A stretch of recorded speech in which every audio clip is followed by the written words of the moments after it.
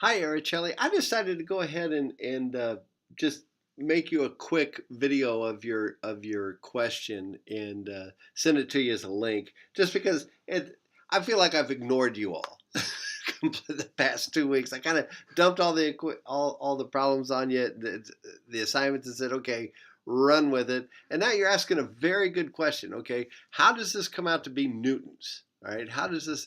Okay, so first of all, the coefficient of drag has no units. All right, so I'm going to be bouncing back and forth between here. So CD, no units.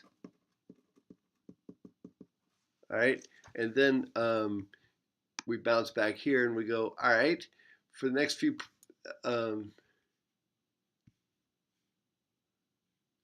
where was it? Okay, right here. Next, we are what is miles per hour? Okay, we're going to get this in meters per. So the next thing we're doing is miles per hour and meters per second. So we're doing miles per hour and we're converting that to meters per second, basically multiplied by the 0.447 that we always do. All right, now let's bounce back, and then D is the diameter. Okay, so we're going to do the D diameter, which is in meters. I'm going to show you how I just did that. So D is in meters.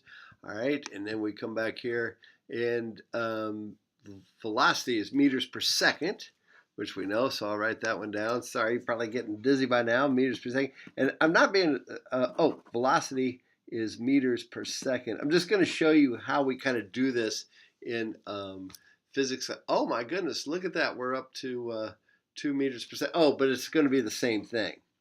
This is for the same variable. Okay, good. All right, so now, I was going to have to start.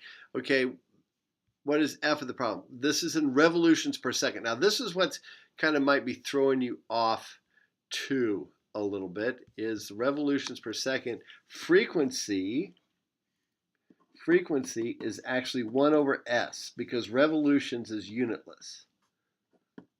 Revolutions is no units, really. And if we had radians per second up there or something like that, those get put over by, we fill those in with meters later on, but we also call those unitless too. And then we come down to the density, is the density of the air, which is 1.3 kilograms meters cubed. And then we're going to look at this entire formula, okay? So then we've got density is kilograms per meters cubed. All right, now let's just put all those in a row, and you're going to see something kind of cool.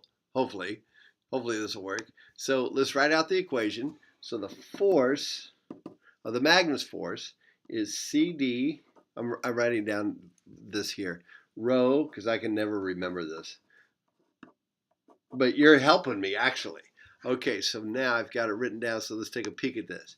So we've got CD, which is no units, so I don't worry about that one.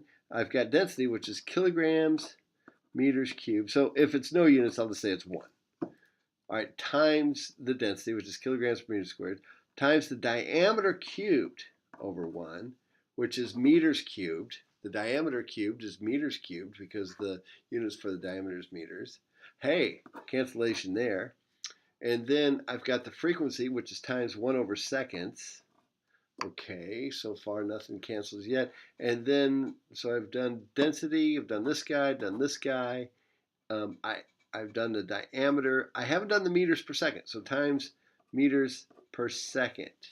Okay, so these meters canceled, so I've got kilograms meters per second times second squared. Look what I've got. Mass times acceleration. That's a Newton. Woohoo! I love it when the plan comes together. You had a great question. Sorry it took me a week and a half to answer it. Out here.